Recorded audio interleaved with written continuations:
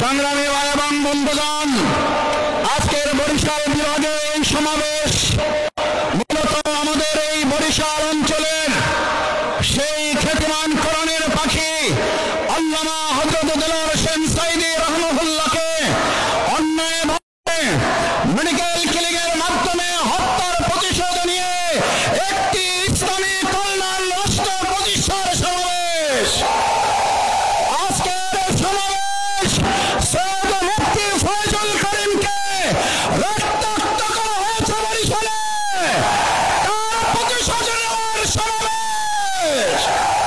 সংগ্রামী বন্ধুগণ, আজকের এই সমাবেশের মধ্য দিয়ে বরিশালবাসী জানিয়ে দিতে চায়, দক্ষিণ অঞ্চলের এই আলেম ওলামার ঘাঁটি, সার্সিয়ার ঘাঁটি, চরমনাইয়ের ঘাঁটি, আল্লামা দেলোয়ার হোসেন সাঈদীর ঘাঁটি, ইসলামপন্থীদের ঘাঁটি, প্রত্যেকটি আসন থেকে ইসলামপন্থী আন্দোলনের বিজয় হবে।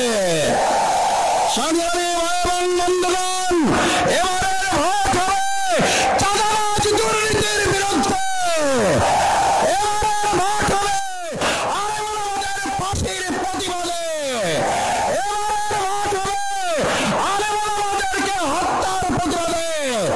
এবারের ভোট নিয়ে যারা কেন্দ্র দখল করে ইলেকশন ইঞ্জিনিয়ারিং এর চিন্তা করছেন, স্পষ্ট ভাষায় এই বেল পার্কের লক্ষ জনতার দিকে তাকিয়ে দেখুন, কোন রকম ষড়যন্ত্র করলে আমরা প্রত্যেকে হওয়া উচিত, আর ভোটের দিন হবে 5ই আগস্ট।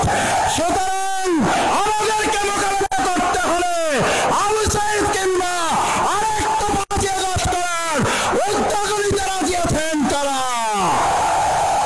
সংগ্রামী ভাই এবং বন্ধুগণ, আসুন সেই জাতীয় নির্বাচনে